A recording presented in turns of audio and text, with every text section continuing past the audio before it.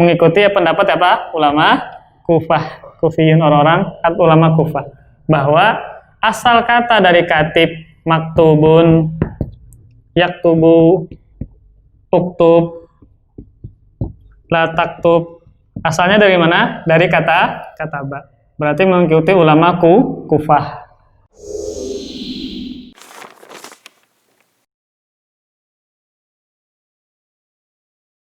Bismillahirrahmanirrahim.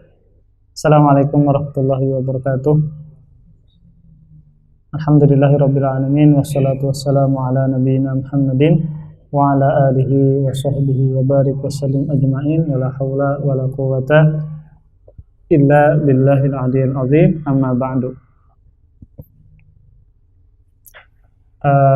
Jadi insyaallah setiap hari Sabtu jam 10 kita memulai kajian bahasa Arab dengan sorof ya, karena nahu sudah sering ya, nahu sudah dua buku yang sudah berjalan ya, tapi sorof belum ada. Padahal sorof ini sama pentingnya dengan nahu. Jadi antara sorof dengan nahu saling berkaitan ya. Kalau orang itu paham nahu, tidak paham sorof, maka kesulitan juga membaca kitab gundul atau dia berkata-kata ya, berbicara. Jadi harus keduanya, nahu dan sorof ya, nahu dan sorof. Nah, jadi sama pentingnya antara nahu ya, sorof ini sama pentingnya dengan nahu. Jadi ini bukunya paling ringkas ya, ringkas, kemudian juga bahasa Indonesia itu yang mudahnya ya. Jadi karena kita pemula, jadi harus belajar dari dasar sebagai kunci lah, sebagai pembuka agar kita bisa belajar ke tahap berikutnya. Maka kita mencari buku yang paling mudah dipahami, yang bahasanya ringkas sebagai pembuka, sebagai muqaddimah. Jadi buku halaman 1, ilmu tasrif atau ilmu sorof. Jadi namanya boleh ilmu sorof atau ilmu tasrif. Nah, kemudian pengertian tasrif kita baca. Dari pengertian inilah kita tahu perbedaan antara sorof dengan nahu. Nah, kalau sorof itu kalau nahu itu dia membahas kepada akhir kalimat. Dun dan din, ini Muhammadun kah, Muhammadan kah, Muhammadin kah? Ini yaf'iluka, yaf'ilaka, yaf'ilka. Kalau Muhammadun namanya marfu, kalau Muhammadan namanya mansub, kalau Muhammadin namanya majrur. Jadi kalau nahu itu fokusnya ke ujung kalimat, ke akhir kalimat. Tapi kalau sorof beda. Sorof itu berubah seluruhnya.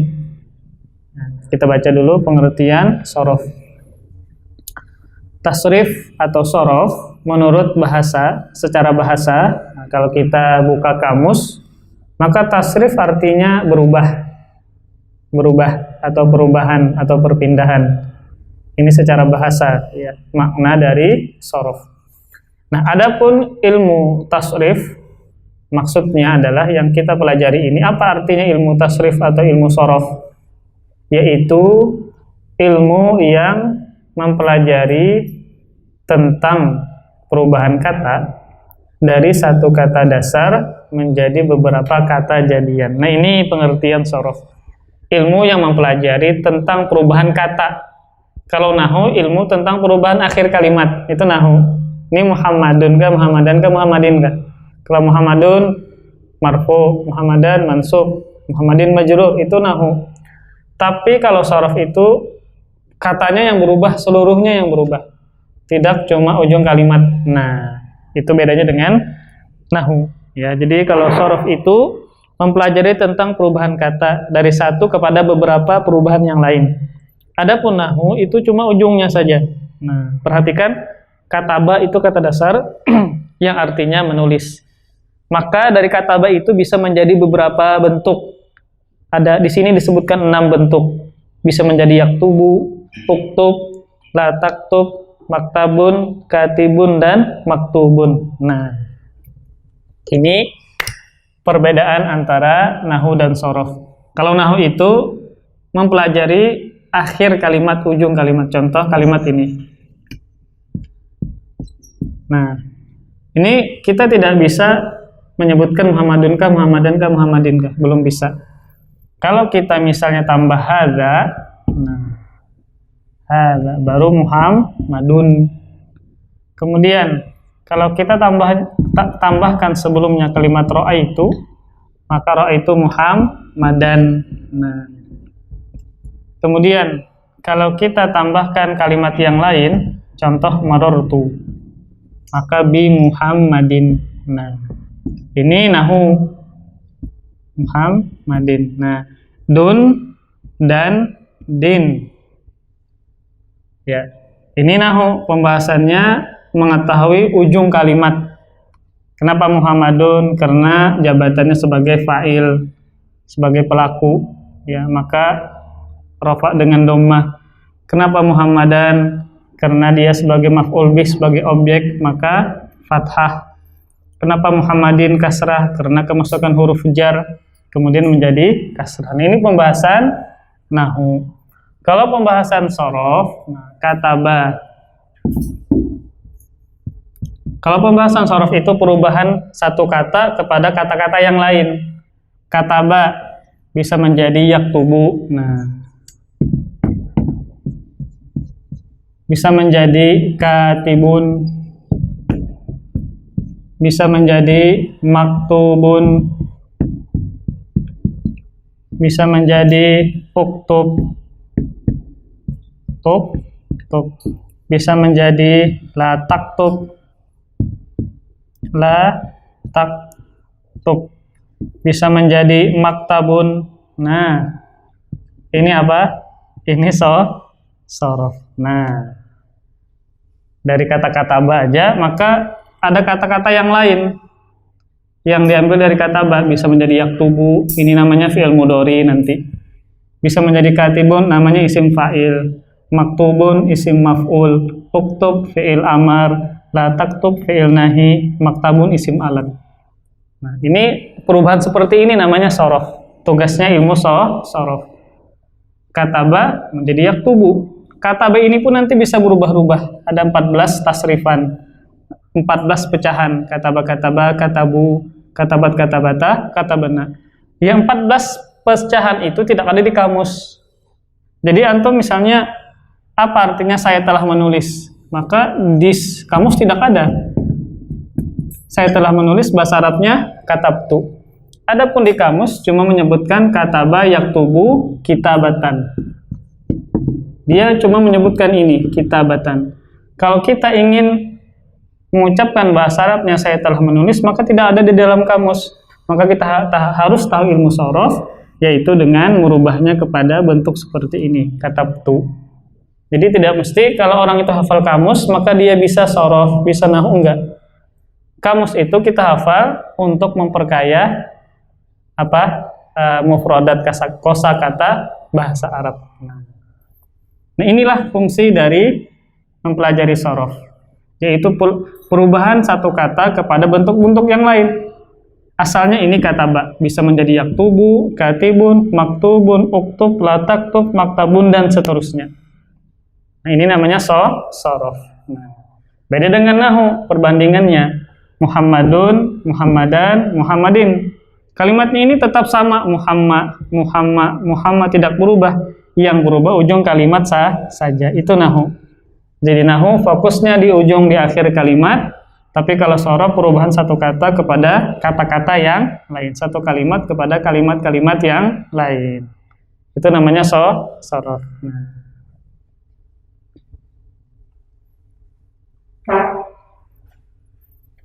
Nah, kita ulang tasrif menurut bahasa. Ini secara bahasa, secara harfiah, secara makna kamus artinya berubah, ya. Nah, kemudian ilmu shorof yang kita pelajari sebagai sebuah istilah artinya apa? Nah, ini artinya ilmu yang mempelajari tentang perubahan kata dari satu kata dasar menjadi beberapa kata jadian. Contoh kataba. Ini kata dasarnya kataba. Nah, kataba ini bisa menjadi yaktubu, bisa menjadi uktub. Nanti kita pelajari kaidahnya. Kenapa menjadi yaktubu? Kenapa menjadi uktub? Kenapa menjadi la taktub? Kenapa menjadi maktabun? Nah, ini kita nanti akan mempelajarinya. Nah, jadi ini sangat penting ya, shorof, sebagaimana pentingnya nahu.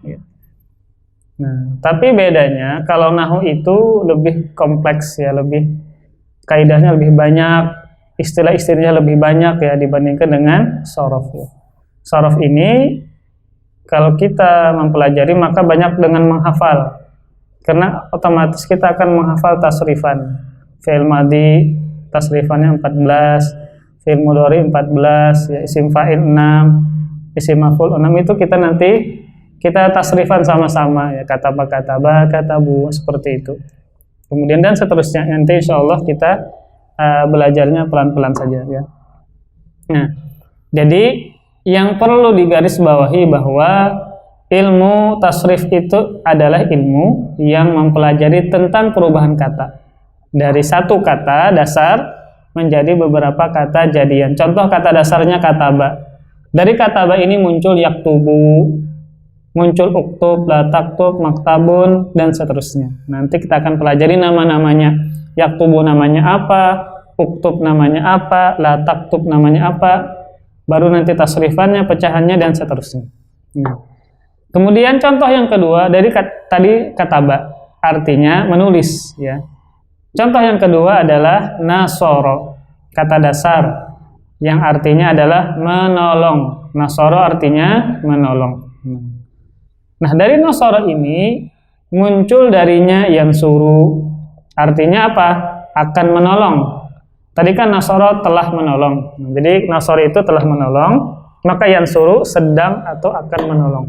Ini sama kayak tadi perubahannya.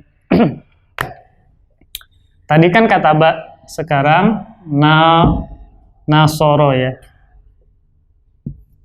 Nasoro. Nah, dari nasoro ini bisa berubah macam-macam. Jadi yansuru, nasoro yansuru.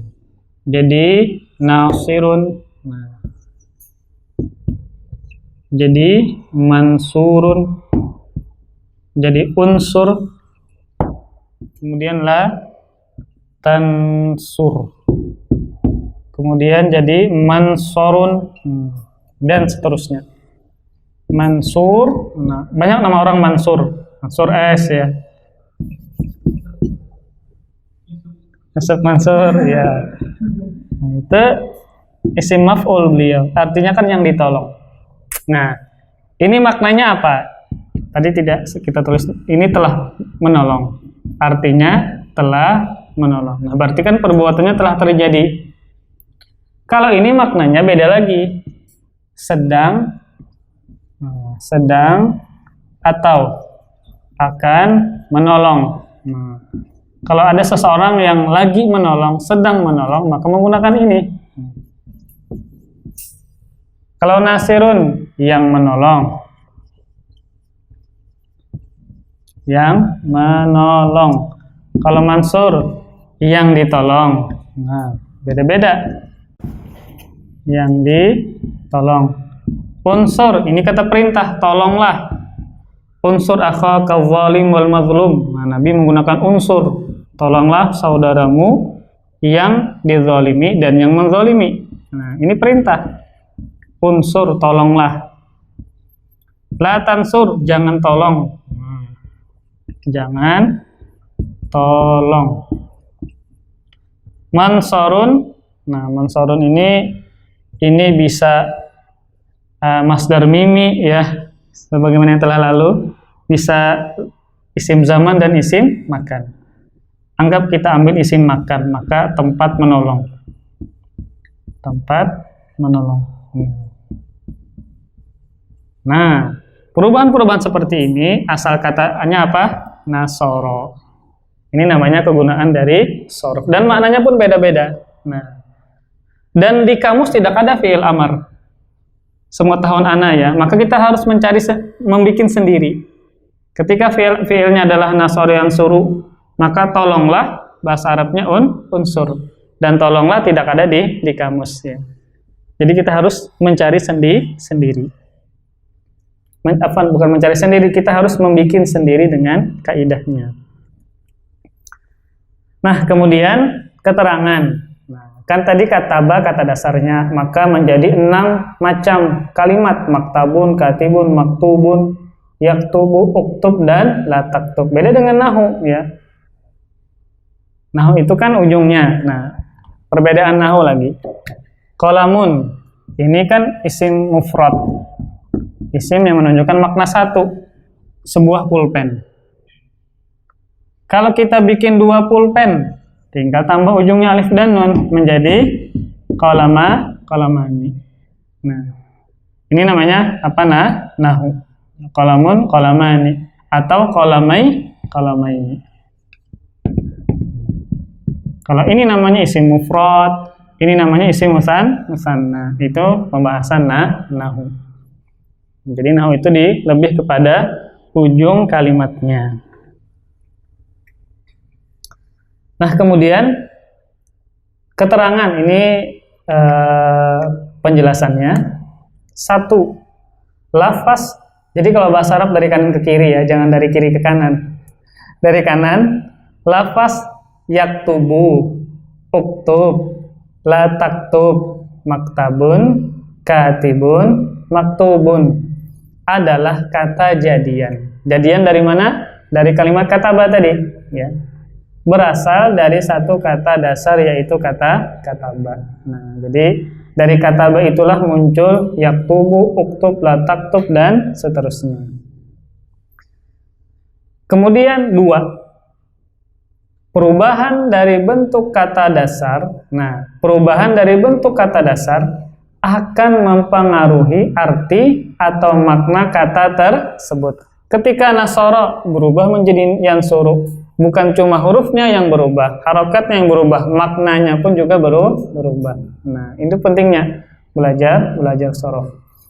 Kemudian 3, pada dasarnya dari satu kata dasar bisa berubah menjadi 12 kata jadian. Ini kan yang kita sebutkan cuma berapa? Cuma 6. Sebenarnya kata penulis ada 12 kata jadian. Jadi dari kata ba itu nanti muncul 12 kata jadian. Nanti akan kita pelajari. Ini penulis menyebutkan cuma di buku 6 kata jadian saja. Ada 12. Ada namanya fi'il madhi ma'ruf, fi'il madhi majhul, mudhari ma'ruf, mudhari majhul, dan seterusnya. Cukup banyak ya. Ada sampai 12. 4. Untuk menggunakan kamus bahasa Arab. Nah, untuk menggunakan kamus bahasa Arab, contoh kamus Munawir, kamus Asri, Muhammad Yunus, dan seterusnya ya. Maka harus dicari dulu kata dasarnya. Seperti kata maktub. Terkadang maktub tidak ada di kamus. Maka harus kita cari kata dasarnya apa? Yaitu apa? Kataba. Nah, kata dasarnya berarti apa? Kataba. Contoh la taktub, antum tidak menemukan di kamus la taktub, maka harus tahu kata dasarnya adalah kataba. Contoh antum misalnya menemukan di Al-Quran kalimat unsur, di kamus tidak ada unsur, maka yang kita cari apa? Bukan alif unsur, bukan abjad alif, bukan, tetapi kata jadiannya apa? Nasoro. Nah, nasoro. Itu caranya. Makanya terkadang bingung, kok nggak ada di kamus kalimat unsur, latan, memang nggak ada di kamus, tidak ada. Kamus itu menyebutkan kata dasarnya, tidak menyebutkan yang jenis-jenisnya tadi. Nah, itu namanya kalau kita ingin mencari di kamus. Maka mencari di kamus pun perlu ilmu ya. Terkadang kita tidak menemukan kata yang kita cari. Oh, ternyata itu adalah kata jadian, bukan kata dasar. Maka tidak ada. Yang dicari adalah kata dasarnya, bukan kata jadiannya. Jadi kata penulis, ini cara untuk mencari bahasa Arab, kosakata bahasa Arab di kamus, maka harus mencari kata dasarnya, bukan kata jadiannya. Kemudian kata penulis, jangan kita cari dari awalan mim, mansurunnya, bukan, tetapi harus cari kata dari awalan ka. Oh ya, maktubun ya, bukan mim, bukan maktubunnya, tetapi kata dasarnya yaitu kata ba, maka huruf ka yang dicari. Nah, itu cara apa namanya cara mencari di kamus. Ialah dari kata ba. Karena itulah kata dasarnya. Nah, seperti itu ya. Dan contohnya banyak ya, nama-nama orang. Kadang dia nggak tahu namanya, oh kok nggak ada nama saya di kamus. Bukankah nama saya bahasa Arab? Oh ternyata namanya kata jadian. Maka harus mencari di apa? Di kata dasarnya. Ya. Apa contohnya misalnya? Yang tidak, namanya tidak ada di, contoh Ahmad, Ahmadu. Itu fi'il mudhari nomor 13. Kata dasarnya apa? Hamida. Artinya memuji. Hamida yahmadu. Yahmadu yahmadani sampai ahmadu nahmadu. Tidak ada di kamus, tidak ada namanya. Padahal kan bahasa Arab. Oh, ternyata kata dasarnya apa? Hamida yahmadu artinya memuji. Ahmadu artinya saya memuji. Nah, tidak ada di kamus. Kemudian yang dianggap kata dasar dalam bahasa Arab adalah, oh ini khilaf, jadi bukan cuma fikih yang khilaf para ulamanya, bahasa Arab pun juga ada khilafnya ya. Walaupun wala alam ya, kalau anda merajihkan masdar ya, bukan, coba kita baca dulu. Yang dianggap kata dasar dalam bahasa Arab adalah fi'il madhi menurut ulama Kufah. Nah, Kufah ini salah satu kota di Irak. Jadi kita baca dulu. Sementara menurut ulama Basrah, ini sama juga salah satu kota di Irak. Menurut ulama Basrah adalah masdar. Nah, jadi ini khilaf para ulama bahasa. Dan yang sering ya khilaf bahasa Arab itu antara ulama Kufah dengan ulama Basrah. Ya, cuma dua itu yang sering terjadi. Nahwu kah, shorof kah, biasanya itu. Ya, antara ulama yang berasal dari Kufah dan ulama yang berasal dari Basrah pada satu negara Irak. Tapi sering berbeda pendapat antara ulama Basrah dengan ulama Kufah. Jadi, nah, kalau ulama Kufah biasanya disingkat dengan Al-Kufiyun. Ulama Kufah. Kufiyun.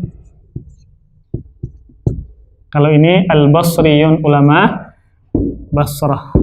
Banjariyun orang-orang Banjar berarti. Al-Kufiyun dan Al-Basriyun. Nah, kalau ulama-ulama Kufah, mereka mengatakan asal atau kata dasar adalah fi'il madhi. Fi'il madhi. Tapi kalau ulama Basrah, mereka mengatakan adalah masdar. Nah, nanti Anda sebutkan masdar.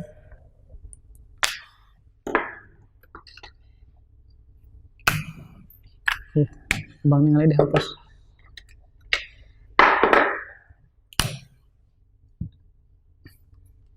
Kelihatan aja dari satu.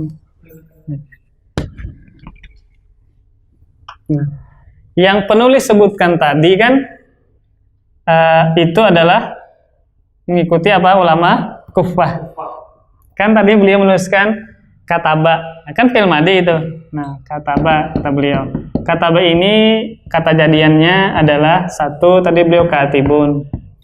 Atau ini katibun, ini contoh saja maktubun, yaktubu, kemudian uktub, kemudian la taktub. Nah, jadi berarti kan apa? Penulis mengikuti pendapat apa? Ulama Kufah, Kufiyun orang-orang atau ulama Kufah, bahwa asal kata dari katib, maktubun, yaktubu, uktub, la taktub, asalnya dari mana? Dari kata kataba. Berarti mengikuti ulama Kufah. Kalau masdar, nah jadi seperti ini. Kalau kita belajar sharaf ada namanya tasrif usul, menyebutkan satu tasrifan pertama tiap jenis tasrifan. Kataba, yaktubu, ini namanya tasrif usul, menyebutkan tasrifan pertama tiap jenis tasrifan. Kataba yaktub, masdarnya kitabatan. Kemudian uktub. Nanti kita akan pelajari ini. La taktub. La taktub. Kemudian maktabun. Maktabun sama miktabun.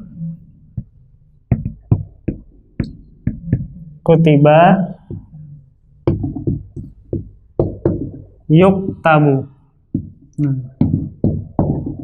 Yuktabu.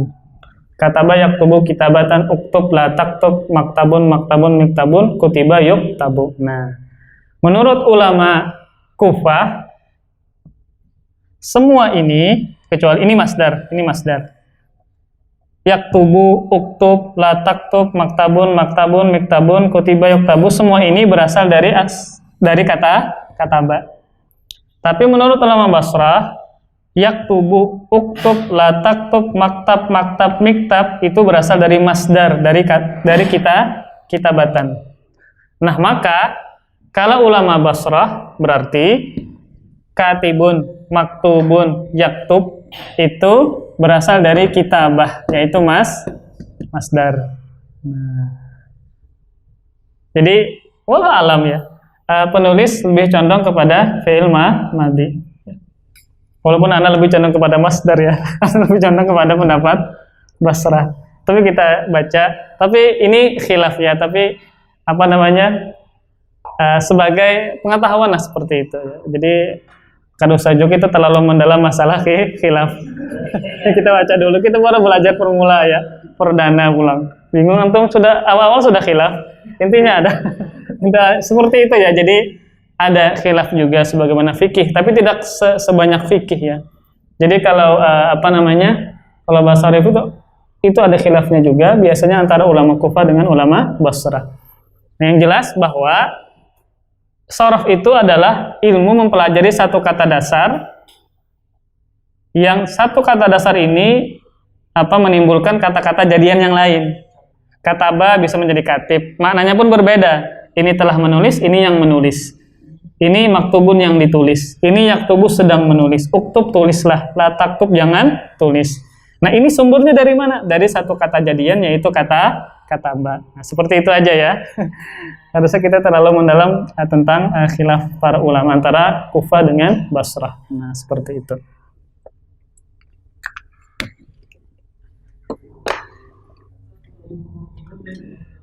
Huruf ilat di sini juga. Masalah huruf ilat nanti di sorof.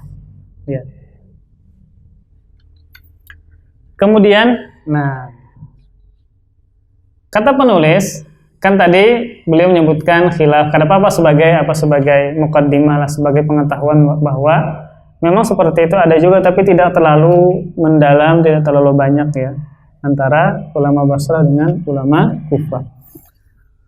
Sementara menurut ulama Basrah adalah masdar. Nah, kemudian apa itu fi'il madhi, apa itu masdar, insya Allah akan dijelaskan kemudian. Nanti kita akan belajar namanya tasrif usul.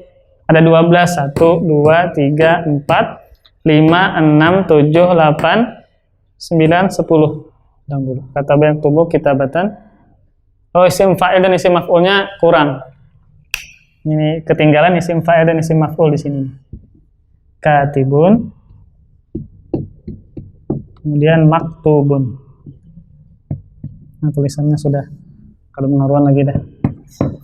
Maktubun. Nah, ini nanti kita belajar 12 macam jenis ini. Ya, ini yang diputar-putar. Kataba ada memiliki 14 pecahan. Kataba, katabu, katabat, katabata, katabna, dan seterusnya. Yaktubu 14, masdar 3 nanti disebutkan oleh penulis. Uktub 6, fi'il amar, uktub, uktuba, uktubu, uktubi. Yang penggunaannya masing-masing beda. Kita menyuruh satu orang laki-laki dengan satu orang perempuan beda. Contoh laki-laki, Anda menyuruh Abu Aqilah, tulislah uktub. Tapi kalau Anda menyuruh seorang perempuan, tulislah, bukan uktub, tapi uktubi. Ada ya-nya, uktubi. Kalau Anda menyuruh dua orang laki-laki, uktuba. Kalau banyak, kalian tulislah uktubu. Itu nanti berpengaruh dengan memahami kalimat bahasa Arab. Ini yang disuruh satu orang kah banyak kah? Itu nanti seperti itu kita akan belajar. Ya. Apa? Maksudnya? Kutiba ada di kutiba yuktabu, kutiba. Itu fi'il madhi majhul itu yang sebelum terakhir, pecahan ke. Jadi dia pembahasan yang paling belakang. Fi'il madhi majhul dan mudhari majhul. Ya, majhul kan tidak dikenal pelakunya, majhul tidak disebutkan pelakunya. Saya telah dipukul, antum pada tahu siapa yang mukul antum? Maka menggunakan majhul duribtu. Saya telah dipukul. Kan nggak tahu siapa pelakunya, makanya namanya majhul. Nah, kemudian kata penulis halaman 2 di atas, apa itu masdar, apa itu fi'il madhi, insya Allah akan dijelaskan kemudian.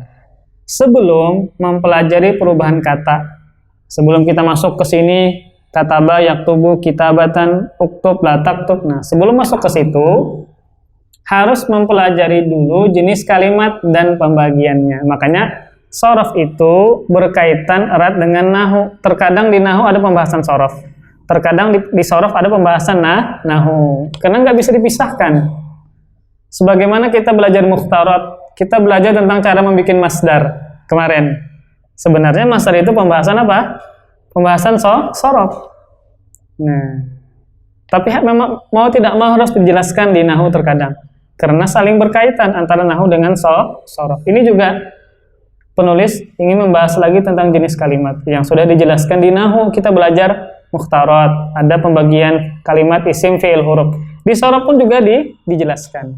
Nah, karena kalimat bahasa Arab itu kan cuma 3, fi'il, isim ka atau huruf. Kataba fi'il, yaktubu fi'il, kitabatan isim. Kenapa pakai tanwin? Uktub fi'il, la taktub fi'il, maktabun isim. Karena pakai tanwin. Maktabun isim, kutiba fi'il, yuktabu fi'il, katibun isim, maktubun juga isim. Karena otomatis saling berkaitan, karena akan membahas bahasa Arab kan. Sedangkan bahasa Arab ada isim, ada fi'il, ada huruf. Makanya kalau kita belajar nahu, ada pembahasan terkadang khusus tentang shorof. Ketika kita belajar shorof, ternyata ada juga membahas tentang masalah nahu, karena memang keduanya saling berkaitan. Kemudian pembagian kalimat dalam bahasa Arab sama dengan kata. Jadi kalimat itu kalau bahasa Indonesia adalah kata dalam bahasa Indonesia. Jenis kalimat ada 3 macam. 1 isim. Isim artinya di sini nama atau kata benda. Ya. Kalau kita belajar buku beliau yang satunya, belajar nahu 40 jam, itu beliau tidak menyebutkan isim dengan artinya ini. Isim adalah kalimat yang menunjukkan makna yang tidak memiliki masa. Itu isim. Yang tidak ada kata-kata telah, lalu, sekarang, atau akan datang, itu isim. Contoh kata-kata benda itu isim. Binatang. Tidak mungkin kita menerjemahkan misalnya kalbun anjing dengan telah anjing. Enggak kan? Karena itu isim, karena dia isim. Isim tidak memiliki masa. Jadi isim itu yang bagus definisinya artinya adalah kalimat yang menunjukkan makna yang tidak memiliki masa. Entah nama benda, nama orang, ya, sifat dan seterusnya. Nah, beda dengan fi'il. Di sini kan kata kerja. Kemudian beliau menyebutkan di kitab beliau satunya yang nahu itu. Fi'il adalah kalimat yang menunjukkan makna dan memiliki masa. Kenapa kata kerja ini kurang tepat kalau diartikan dengan fi'il? Karena ada isim yang menunjukkan kata kerja, tapi dia isim. Kata kerja tapi dia isim. Contohnya apa? Isim fa'il. Katibun. Artinya apa? Yang menulis. Menulis itu kata kerja enggak? Tapi dia isim. Karena pakai tanwin. Paham nggak maksud ana? Makanya kurang tepat kalau fi'il itu diartikan dengan kata kerja. Yang tepatnya fi'il itu adalah kalimat yang memiliki makna, yang memiliki masa, ada masanya.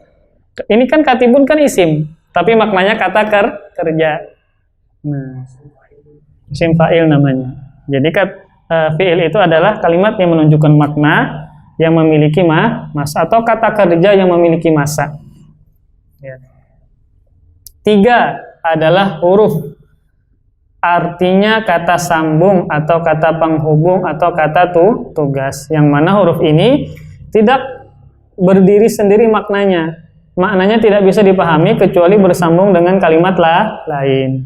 Beda dengan isim, kita paham singa. Oh, singa itu ada bentuknya. Tahu kita maknanya. Kata kerja ya jelisu, duduk, tahu kita. Tapi kalau min dari, paham nggak antum? Bingung kan? Ketika anak masuk, anak tiba-tiba ngomong kepada. Antum paham nggak? Kecuali dia ada kalimat setelahnya. Kepada apa, dari mana, baru kita paham. Makanya namanya kata sambung. Maknanya tidak bisa dipahami kecuali bersambung dengan kalimat lain. Kemudian contoh. Nah, contoh-contoh dari isim, fi'il, dan huruf. Isim contoh baitun, rumah. Nah, kita pelajari sudah ini tanda isim. Apa diantaranya? Tanwin. Setiap kalimat yang bertanwin maka boleh pakai alif lam. Kalau dia pakai tanwin maka otomatis bisa pakai alif lam. Baitun, al baitu. Nah, kemudian apa lagi? Madrasatun, al madrasatu. Masjidun, al masjidu. Nah, maka tanwin tanda isim, alif lam juga tanda isim. Madrasatun, sekolah. Ustadzun, al ustadzu, itu juga isim, pakai tanwin. Nah ini isim yang ada maknanya. Baitun kan maknanya apa? Rumah, dan tidak memiliki masa. Antum terjemahkan nggak sedang rumah? Kan nggak. Maka dia isim. Nah, kalau fi'il maka memiliki masa. Di sini penulis tidak menyebutkan masa. Padahal yaktubu maknanya apa? Sedang menulis, sedang atau akan menulis. Yaqra'u sedang atau akan membaca. Yajlisu sedang atau akan duduk. Nah, kemudian yang ketiga huruf. Huruf tadi kata sambung, ya, yang tidak bisa berdiri sendiri kecuali dengan kalimat yang lain. Wa artinya dan, au artinya atau. Nah, penulisan au itu bisa salah cetak. Yang benar au itu seperti ini, ada tanda hamzah. Nah, au. Di situ di bukunya kan kededa. Antum tambah ini tanda hamzah. Karena dia hamzah. Au, bukan alif, bukan hamzah wasol atau alif wasol, tapi hamzah qata'. Au artinya atau. Wa artinya dan. Contoh, telah masuk Muhammad dan Zaid. Nah, maka bahasa Arabnya dakhala Muhammadun wa Zaidun. Au apa misalnya? Mana yang kau pilih? Bukan. Contoh au apa? Au taraku ka qaima. Apa sebelumnya, Ustaz? Surah Jumu'ah itu. Itulah intinya. Au taraku ka qaima. Kemudian summa, kemudian telah masuk Muhammad kemudian Zaid. Masuk Muhammad atau Zaid. Nah, bisa seperti itu.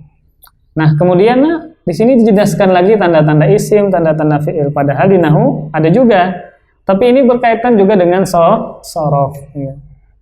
Karena kan kita mengupas bahasa Arab, sedangkan bahasa Arab tidak lepas dari isim, fi'il, dan huruf. Sorof termasuk ilmu bahasa Arab. Kemudian tanda-tanda isim dan tanda-tanda fi'il. Untuk memudahkan mengenal isim dan fi'il, terdapat beberapa tanda yang dengan tanda tersebut kita bisa memastikan isim dan fi'il sekalipun belum tahu artinya. Karena bahasa Arab itu sangat banyak, ya. Nah, kadang kita kada tahu artinya, tapi dengan ada tandanya kita bisa mengetahui ini isimkah, ini fi'ilkah. Kemudian tanda-tanda isim. 1, berakhiran kasrah, ya, berakhiran kasrah. Contoh bismi, nah mi kasrah. Karena fi'il tidak bisa kasrah. Fi'il tidak bisa kasrah. Ujung dari fi'il tidak bisa kasrah. Bismillahi, nah hi-nya kasrah lagi. Berarti bismi isminya isim karena kasrah. Allahi, hi-nya kasrah, berarti Allah isim. Ar-Rahmani, ni-nya kasrah, maka Ar-Rahman isim. Ar-Rahimi, mi-nya kasrah ujungnya, maka Ar-Rahim adalah isim. 2, tandanya berakhiran tanwin. Baik tanwin dhammah kah, atau tanwin fathah, atau tanwin kasrah, in. Seperti baitun, baitan, dan baitin. Itu tanwin. Mau tanwin dhammah kah, tanwin fathah, tanwin kasrah, kalau di ujungnya bertanwin maka pasti apa? Isim. 3, berawalan alif lam. Berawalan alif lam. Baik alif lam al-qamariyah atau alif lam syamsiyah. Alif lam al-qamariyah itu lamnya dibaca sukun. Kalau alif lam syamsiyah lamnya tidak dibaca, tapi kalimat setelahnya menjadi tasydid. Jadi alif lam syamsiyah dan qamariyah. Al-qamariyah. Nah, berarti lamnya dibaca sukun. Kan qamariyah. Contoh hurufnya huruf apa saja? Seperti ba, al-bay, tuh, bukan abbai itu. Nah, al-bay itu. Kalau al-qamariyah itu lamnya dibaca sukun. Contohnya apa lagi? Al-jum'ah, jim. Nah, lamnya disukunkan. Apa lagi? Alif huruf hamzah. Al-ulfah. Nah, ulfah. Huruf hamzah.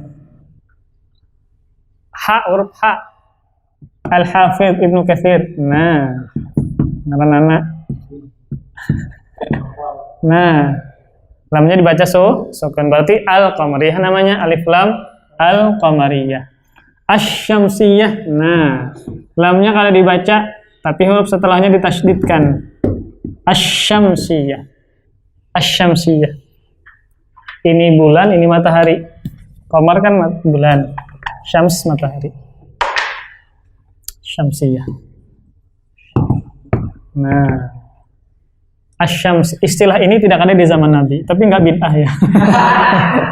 Istilah ini tidak ada di zaman Nabi, tapi ketika di zaman Nabi mengucapkan ini sesuai dengan kaidah al-qamariyah dan asyamsiyah. Sama seperti ilmu tajwid kan, iqlab, izhar itu tidak ada di zaman Nabi.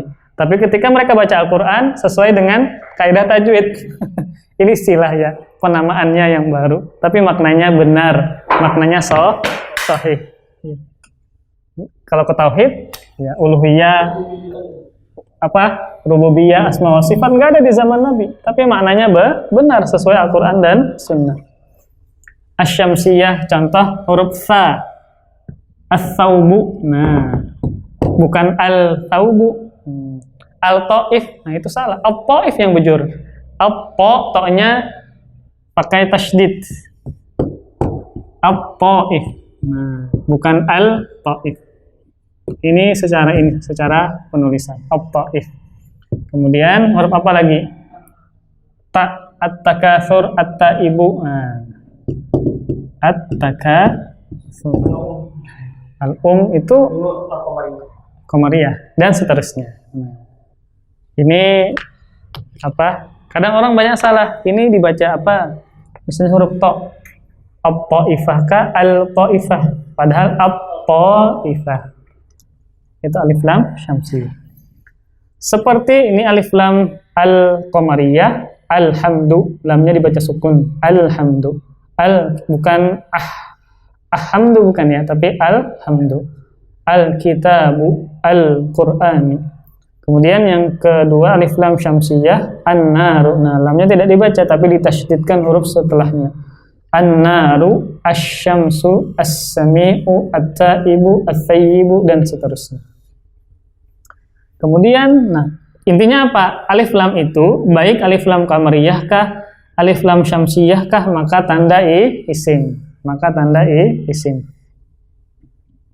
Kemudian untuk mengetahui isim kita bisa memperoleh dua cara. Satu, nah jadi ada kalimat ini isim.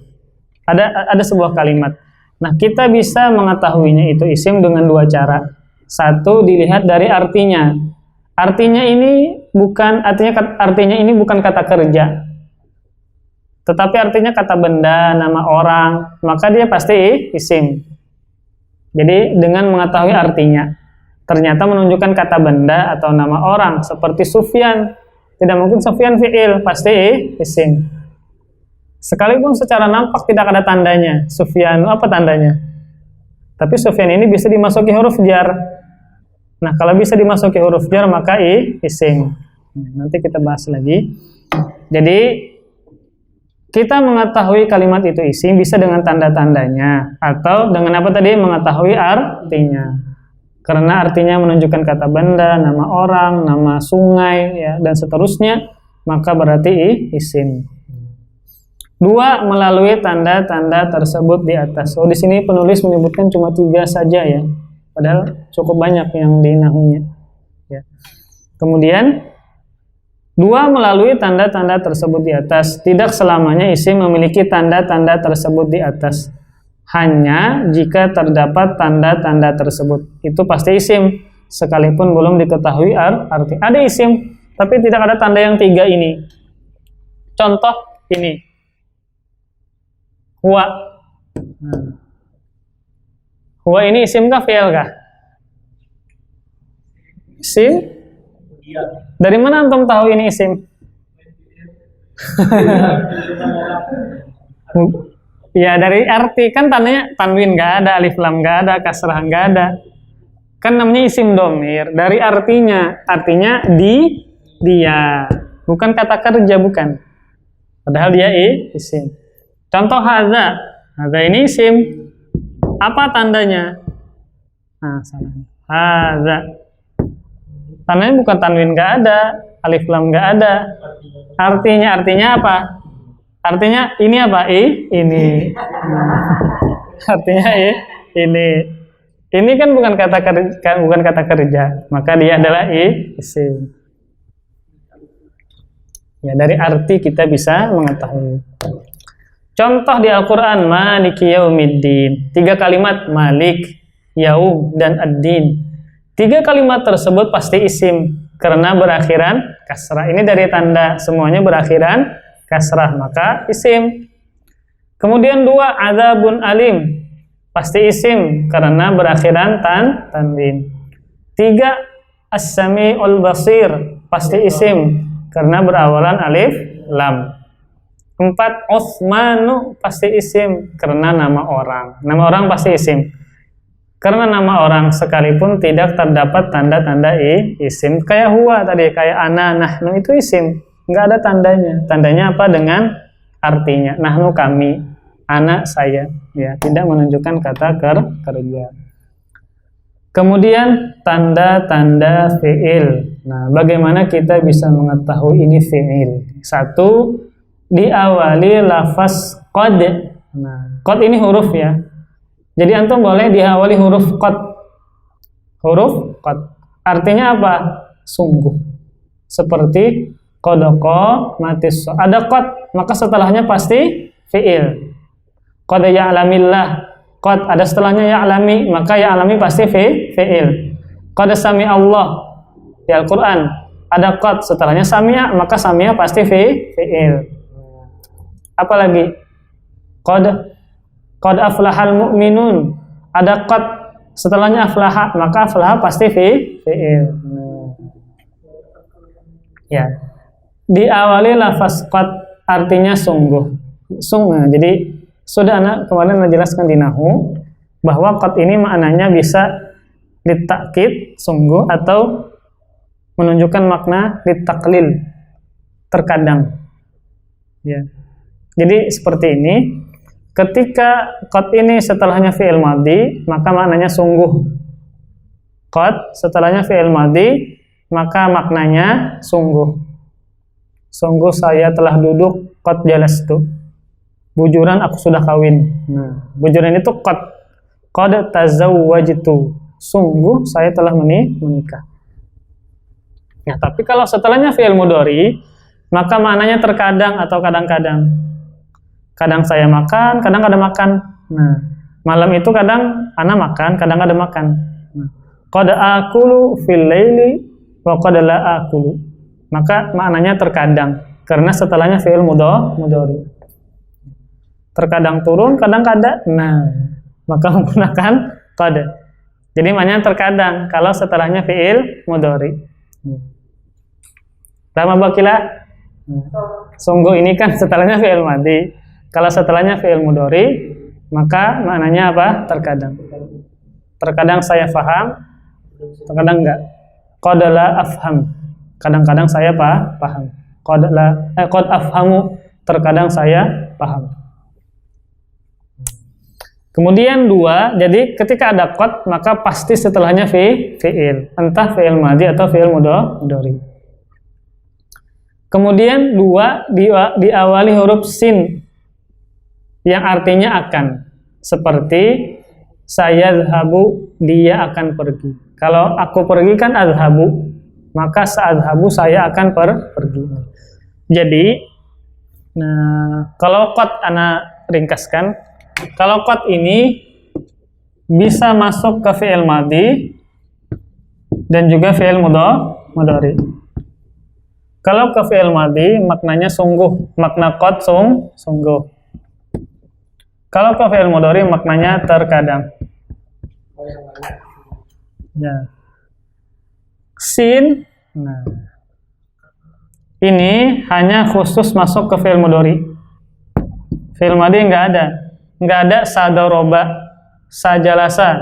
Dia khusus masuk ke fi'il mudhari. Dan maknanya pun menjadi mustakbal, maknanya akan. Kan fi'il mudhari itu maknanya dua, sedang atau akan. Seperti yajlisu, sedang duduk atau akan duduk. Maknanya ada kemungkinan dua. Tapi ketika masuk sin, maka maknanya pasti akan saja. Paham? Nah, jadi ketika fi'il mudhari tanpa ada sin, yajlisu, yadhabu, maka maknanya bisa sedang, duduk atau akan duduk. Tapi ketika masuk sin, maka maknanya cuma akan. Contoh, saya akan duduk, sa'ajlisu. Nah, nggak mau saya sedang duduk, nggak bisa karena kemasukan sin. Saya akan nikah. Nah, sa'an kihu, saya akan nikah. Bukan saya sedang nikah, tapi saya akan nikah karena kemasukan sin. Jadi sin ini hanya khusus ke mudhari saja dan maknanya akan. Kemudian, nah ketika ada sin, maka setelahnya pasti fi'il, dan fi'ilnya pun fi'il mudhari. Ya. Kemudian kemasukan apa setelah saufa? Yang berikutnya,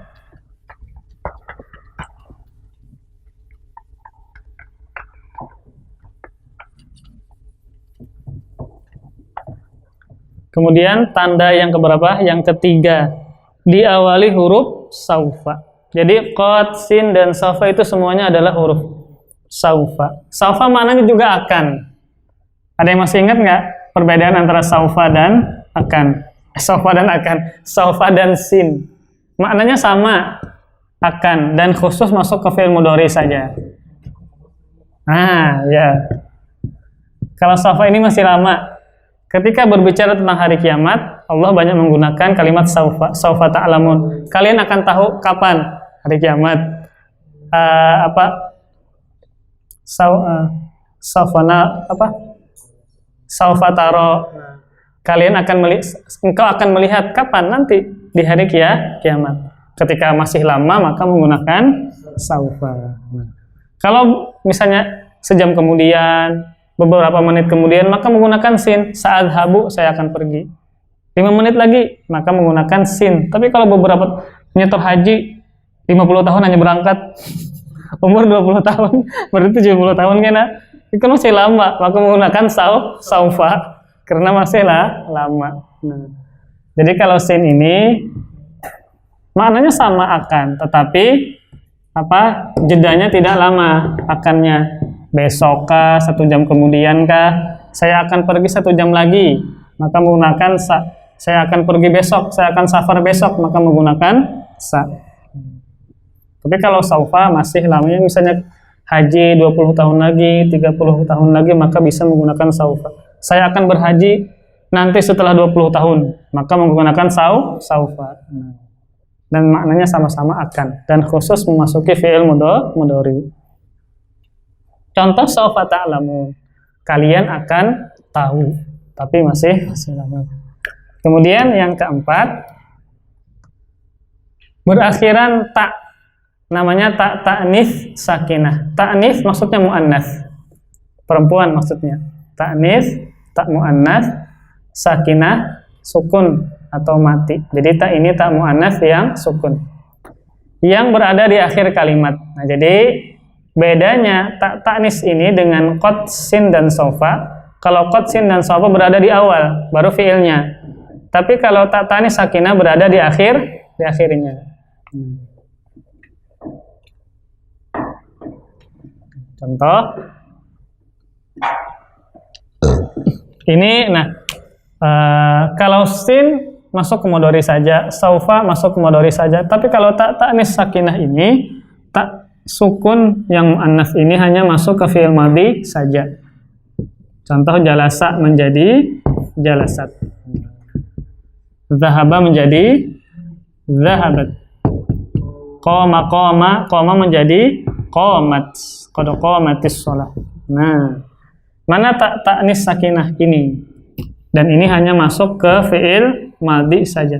Ketika antum melihat kalimat dan ujungnya ada tak sukun, tak muannats yang sukun, maka pasti kalimatnya adalah fi'il dan fi'il madhi. Jadi tak ta'nis ini khusus memasuki fi'il madhi saja. Jadi kesimpulannya qad masuk ke madhi dan mudhari. Sin dan saufa masuki mudhari saja. Kalau tak ta'nis madhi saja. Nah, qad bisa masuk ke madhi, bisa mudhari. Sin dan saufa mudhari saja. Tak ta'nis sakinah, tak sukun yang di ujung tadi muannats, itu masuk ke fi'il madhi saja. Ya. Terus sedikit lagi catatan. Satu sin. Nah, ini disebutkan ya, alhamdulillah. Sin akan, artinya akan, untuk waktu yang dekat. Nah, dua saufa artinya akan, untuk waktu yang masih lama atau jauh. Nah, di Al-Quran, saufa nuslihim naro, saufa nuslihim, kami akan membakar mereka dengan api. Itu kapan? Di hari kiamat. Selamat. Kemudian untuk mengetahui fi'il, kita bisa memperoleh dua cara. Satu, dilihat dari artinya menunjukkan kata kerja, seperti yaktubu artinya menulis dan memiliki masa ya, sedang menulis. Dua, melalui tanda-tanda tersebut di atas. Kita habiskan kan? Coba pesat. Tadi sampai halaman nomor berapa tadi? Halaman 1, ini sampai 5 ini. Bisa kan kayu? Atau kita cukupkan gini. Kita sudah berapa menit? Sejam adalah? Sejam berapa? Jam pas. Ya, kita cukup. Ada pertanyaan kah dulu? Apa? Mur. Nah, jadi kalau fi'il madinya berawalan hamzah, contoh amara, 2 akhadha, 3 akala. Nah, ini kan fi'il mudhari'nya sama nih, amara ya'muru, akhadha ya'khudhu, akala ya'kulu. Maka fi'il amarnya mur. Hadis Nabi, muru auladakum bis shalah inda sab'in. Perintahkan anakmu sembahyang ketika umur 7 tahun. Mura muru. Kalau akhadha khudh. Ada hadis Nabi, khudh min Al-Quran, khudh min amwalihim shadaqatan tutahhiruhum. Khudh. Akala menjadi kul. Kul biyaminik wa kul mimma yalik. Nah, kan normalnya kalau zahaba, apa fi'il amarnya? Idhaba. Contoh yang sama. Nasara yang suruh. Apa fi'il amarnya? Unsur. Kan seharusnya umur. Khudh, tapi susah. Maka dihilangkan hamzahnya murmu, tapi ujungnya sama. Unsur, unsura, unsuru, mura, muru, muri, mura, murna. Khudh, khudha, khudhu, khudhi, khudha, khudna. Kula, kulu minat thayyibat. Kulu minat thayyib. Itu fi'il amar. Kula, kulu, kuli, kula, kulna. Ini khusus kalau fi'il madinya berawalan hamzah. Kalau di tengah normal, contoh sa'ala yas'alu. Sama seperti qara'a yaqra'u. Maka mudhari'nya is'al. Is'al. Kalau itu beda, nanti kita belajar sharaf itu. Kalau itu ada huruf ilat di tengah, huruf alif. Nah, itu kul nanti. Kul, kula, kulu. Kul apa? Ya ayyuhalladzina amanu taqullah wa qul. Itu fi'il amar. Kul, kula, kulu. Kul, kula, kulu. Itu fi'il amar. Itu di sharaf ini.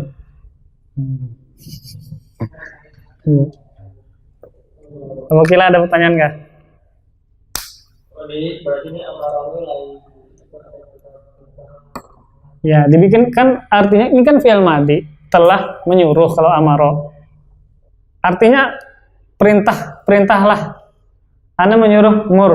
Kan Nabi menyuruh muru auladakum bis-shalah inda sab'in. Perintahkanlah anak kalian. Nabi menyuruh umatnya agar umatnya menyuruh anaknya untuk sholat ketika umur 7 tahun. Khudh itu kan mengambil. Khudh, ambillah. Khudhul kitaba biquwwah. Kemudian kul, makanlah. Kul biyaminik, makanlah dengan tangan kanan. Ada lagi? David? Sudah ya? Ya. Insya Allah kita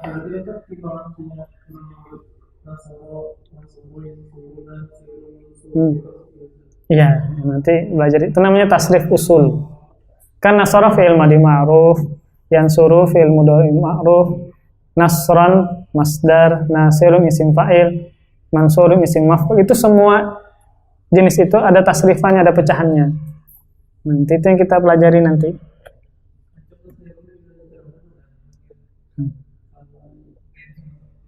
Aklan gitu kan. Raja. Iya. Ada lagi? Raminya nanti kalau ya itu kalau misalnya sudah normal kan, raminya kita sama-sama mentasrifkan. Bisa nggak dia mengkiaskan ke fi'il yang lain? Allah alam shawab ya. Kita akhiri dengan kafaratul majlis. Subhanakallahumma bihamdik, asyhadu an la ilaha illa anta, astaghfiruka wa atubu ilaik. Wassalamualaikum warahmatullahi wabarakatuh. Yuk salurkan infak dan donasi amal jariah terbaik Anda untuk operasional Rifkon TV.